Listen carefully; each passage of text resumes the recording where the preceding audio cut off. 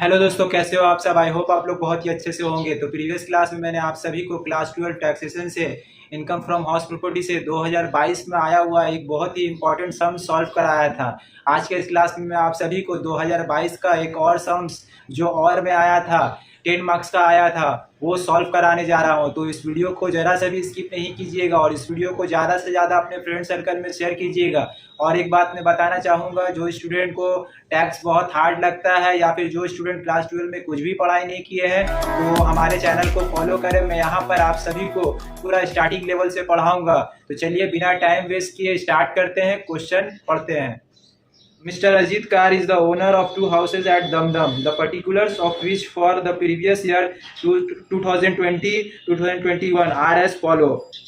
House number 1, house number 2, house 1 construction completion 31st 5/2002, house 2 31st 12/2000.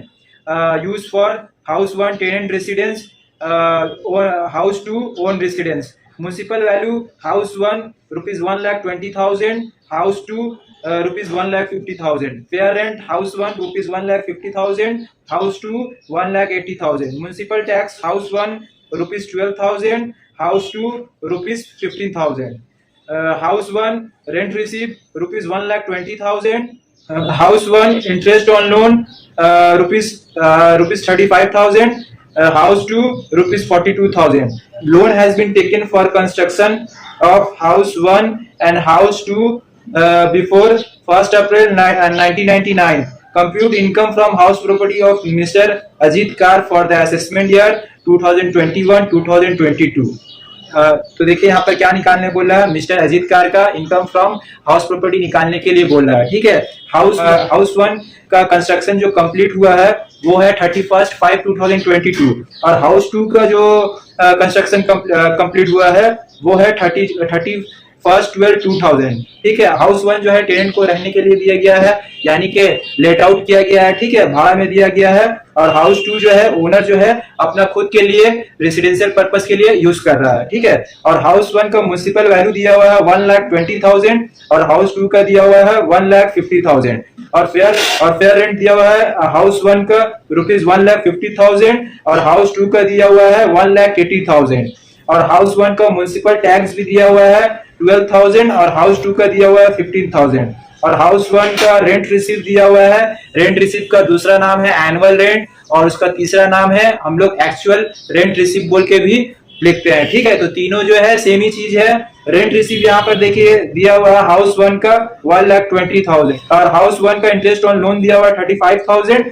और house 2 का दिया हुआ है इंटरेस्ट ऑन लोन 42,000। ठीक है, और लोन जो लिया गया है कंस्ट्रक्शन के लिए हाउस 1 और हाउस 2 का बिफोर 1st अप्रैल 1999। ठीक है, तो देखिए यहाँ पर हाउस 1 का जो लोन लिया गया है और हाउस 2 का जो लोन लिया गया है बिफोर 1st अप्रैल 1999। ठीक है, तो जब भी इनकम टैक्स का रूल है लॉ में ये वाला बात लिखा गया है कि जब भी जो है हाउस के लिए लोन लिया जाएगा अगर 1999 से पहले रहेगा लोन लिया हुआ, ठीक है, तो सेल्फ ऑक्युपाइड प्रॉपर्टी का जो हाउस है उसमें इंटरेस्ट ऑन लोन जो है मैक्सिमम लिमिट दिया गया है इनकम टैक्स की तरफ से 30,000 दिया गया है। ठीक है, तो इंटरेस्ट ऑन लोन जो है हाउस नंबर 2 में 30,000 ही लेंगे। ठीक है, यहाँ पर 42,000 दिया हुआ है तो interest on loan house number 2 में 30,000 लेंगे। ये इनकम टैक्स का रूल है। ठीक है, जब भी है तो सबसे पहले हम लोग हाउस 1 का कैलकुलेशन करेंगे तो इसके बाद जो है हाउस 2 का कैलकुलेशन करेंगे। तो देख लीजिए, इसको सॉल्व कर लेते हैं। जो क्वेश्चन जो है HS 2022 में और में आया हुआ था। ठीक है, 10 मार्क्स का आया हुआ था। ठीक है, इससे पहले जो वीडियो था वो भी 10 मार्क्स का था। ठीक है, 10 मार्क्स सबसे पहले ऊपर में लिखिए computation of income from house property of mister Ajit Kar resident individual for the assessment year 2021-2022 relating to the previous year 2020-2021। तो देखिए क्वेश्चन में असेसमेंट ईयर कब कर दिया हुआ है 2021-2022। ठीक है, तो हम लोग का प्रीवियस ईयर हो जाएगा 2020-2021। ठीक है, तो हाउस 1 जो है टेनेंट को दिया गया है, लेट आउट किया गया है। ठीक है, यानी कि भाड़ा में दिया हुआ है, किराया में दिया गया है। ठीक है, तो सबसे पहले हम लोग लिखेंगे हाउस 1 ब्रैकेट में लिखे टेनेंट रेजिडेंस लेट आउट और स्टेप 1 में लिखे म्युनिसिपल वैल्यू फेयर रेंट। तो देखिए क्वेश्चन में म्युनिसिपल वैल्यू दिया हुआ हाउस 1 का 1,20,000 1,20,000। तो हाउस 1 में लिख दीजिए म्युनिसिपल वैल्यू 1,20,000 और फेयर रेंट दिया हुआ है देखिए 1,50,000, इसको अंडरलाइन कर दीजिए।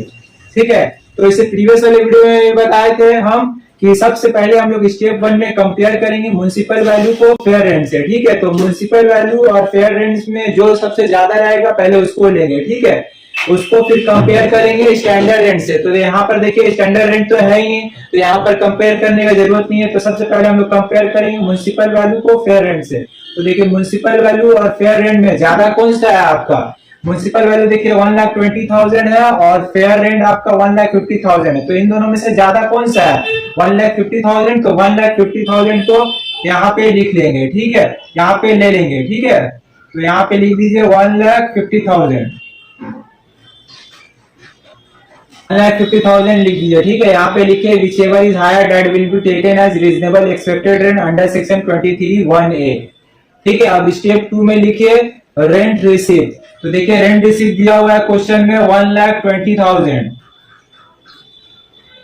ठीक है, 1,20,000 लिख दीजिए। अब देखिए इन दोनों में से ज्यादा कौन सा है, इसको पहले अंडरलाइन कर दीजिए। ठीक है, अब देखिए इन दोनों में से ज्यादा कौन सा है, 1,50,000 या 1,20,000? 1,50,000 है, तो 1,50,000 को यहाँ पे ले लेंगे। लिखिए 1,50,000। ठीक है, और स्टेप 3 में लिख दीजिए whichever is higher of step 1 and 2।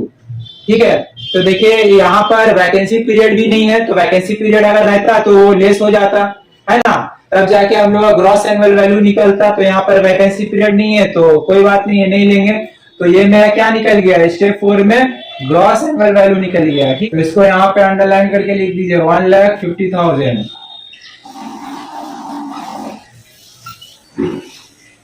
तो ये मेरा क्या निकल गया, ग्रॉस एनुअल वैल्यू निकल गया। ठीक है, 1,50,000। अब लेस होता है क्या, म्युनिसिपल टैक्स। तो देखिए म्युनिसिपल टैक्स दिया हुआ है क्वेश्चन में हाउस 1 का 12,000। तो यहाँ पर 12,000 लिख दीजिए। तो 1,50,000 से 12,000 माइनस हो जाएगा, तो ये आपका आएगा 1,38,000।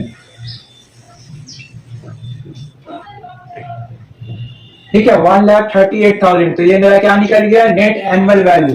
ठीक है, नेट एनुअल वैल्यू से लेस करते हैं हम लोग deduction under section 24। Standard deduction under section 24 है 30% ऑफ एनएवी। तो जो हम लोग का एनएवी आया है, एनएवी मतलब नेट एनुअल वैल्यू जो आया है 1,38,000, इसका 30% जो है माइनस हो जाएगा आपका। तो स्टैंडर्ड डिडक्शन आपका आ रहा है 41,400। ठीक है, तो इसका 30% जो है हम लोग ले लेंगे। तो 1,38,000 का 30% होता है 41,400। ठीक है, ये माइनस हो जाएगा स्टैंडर्ड डिडक्शन। फिर उसके बाद पॉइंट 2 में लिखिए interest on loan under section 24B। तो देखिए फर्स्ट हाउस पे जो है इंटरेस्ट ऑन लोन दिया हुआ है, कितना दिया हुआ है, 35,000 लिख दीजिए।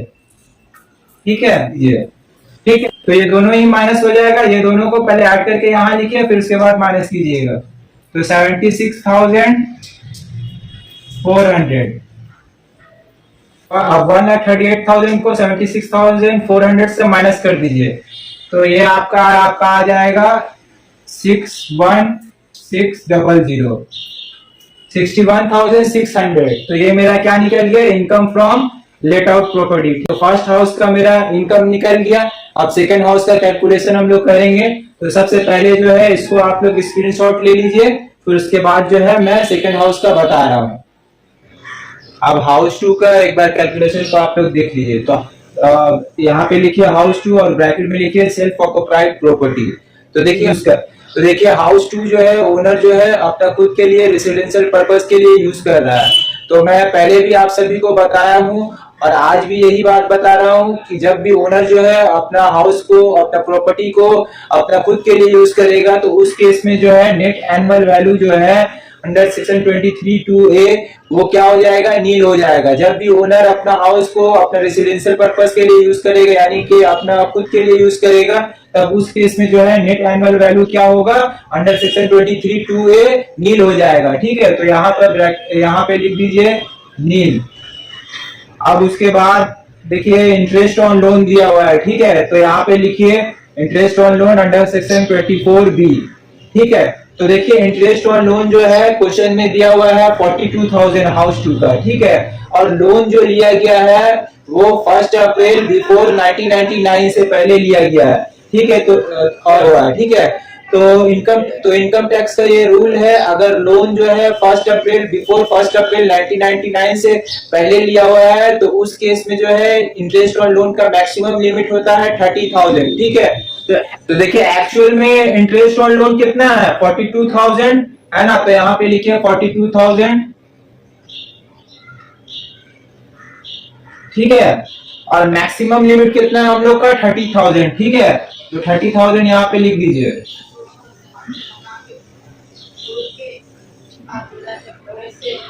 30,000 यहाँ पे लिख दीजिए, ठीक है। तो इन दोनों में से छोटा कौन सा है 30,000, तो 30,000 को यहाँ पे ले लेंगे, सेकंड कॉलम में लिख दीजिए और इसको ब्रैकेट कर दीजिए, ठीक है। तो हमेशा याद रखिएगा कि लोन कब लिया गया है, ठीक है। तो लोन यहाँ पे देखिए 1 अप्रैल 1999 से पहले लिया गया है, ठीक है। तो इस केस में जो है इनकम टैक्स का ये रूल है, मैक्सिमम लिमिट जो इंटरेस्ट ऑन लोन होता है वो कितना होता है 30,000, ठीक है। अगर 1 अप्रैल 1999 से पहले अगर लोन लिया गया है तो उस केस में जो है मैक्सिमम लिमिट होता है इंटरेस्ट ऑन लोन का वो 30,000 होता है, ठीक है। तो 30,000 को यहाँ पे बाहर में लिख दीजिए और ब्रैकेट में लिखिएगा as loan taken before 1 April 1999 whichever is lower it will be allowed as deduction। तो इन दोनों में छोटा कौन सा 30,000, तो 30,000 को बाहर में लिख दीजिए, ठीक है। अब इसको अंडरलाइन कर दीजिए। तो देखिए नेट एनुअल वैल्यू तो हम लोग का नील है ना, और इंटरेस्ट और लोन जो है 30,000 आया है। तो इन दोनों को तो इसको इससे माइनस कीजिएगा तो वही 30,000 आएगा। तो 30,000 ये मेरा निकल यहाँ पे लिख दीजिए, ठीक है। तो ये मेरा क्या निकल गया income from self occupied property. तो ये मेरा 30,000 जो है नेगेटिव बैलेंस निकल गया है ना, तो नेगेटिव बैलेंस यहाँ पे लिख दीजिए। तो ये अब हाउस 1 और हाउस 2 का टोटल इनकम हम लोग निकाल लेंगे। तो यहाँ पे लिखिए total income from house property. तो देखिए हाउस 1 का तो ब्रैकेट में लिखिए हाउस 1 माइनस हाउस 2। तो देखिए 61,600 हाउस 1 का लैंड प्रॉपर्टी का इनकम आया था, ठीक है। यहाँ पे माइनस का साइन दे दीजिए, ठीक है। आप देखिए हाउस 2 मेरा क्या है नेगेटिव बैलेंस आया, तो 30,000 माइनस में कर दीजिए, ठीक है। 30,000 मेरा माइनस हो जाएगा तो हम लोग का निकल जाएगा total income from house property.